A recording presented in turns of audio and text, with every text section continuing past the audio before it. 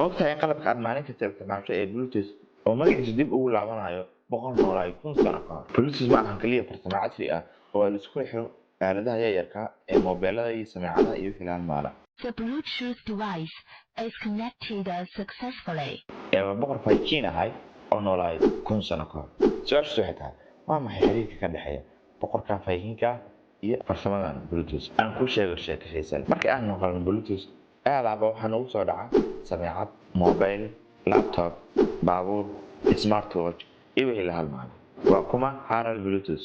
Boqorkan magaciisa oo la yiraahdo Harald Bonson oo badanaa ku caan baxay Harald Bluetooth wuxuu ahaa boqorkii Denmark intii u dhaxaysay 958 ilaa 986.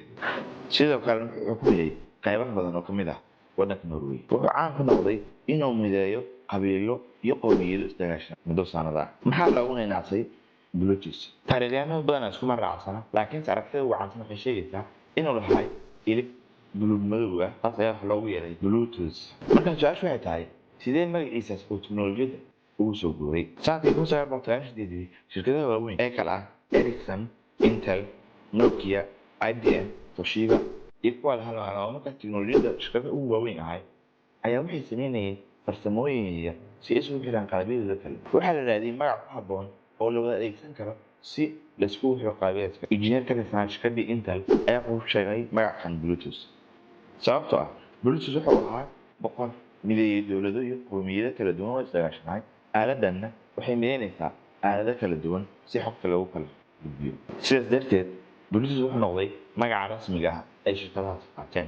Sirta loogada Bluetooth ma aha loogo waxyaabo macno lahayn oo la isu geeyey, laakiin loogada Bluetooth waxay ka kooban tahay laba xaraf, xarafka H oo qaabkan loo qori jiray iyo xarafka B oo qaabkan loo qori jiray ayaa la isu geeyey. Markaas ayaa waxaa ka soo baxday loogada cusub ee shirkadda Bluetooth. Markaas oo aad shido Bluetooth-ka taleefankaaga, kombiyuutarkaaga ama saacadda smartwatch, waxaad ogaanaysaa inaad kaliya aadan isticmaalaynin farsamo casri ah ee teknoolojiyadda, inaad isticmaalayso magac jiray kun sano ka hor.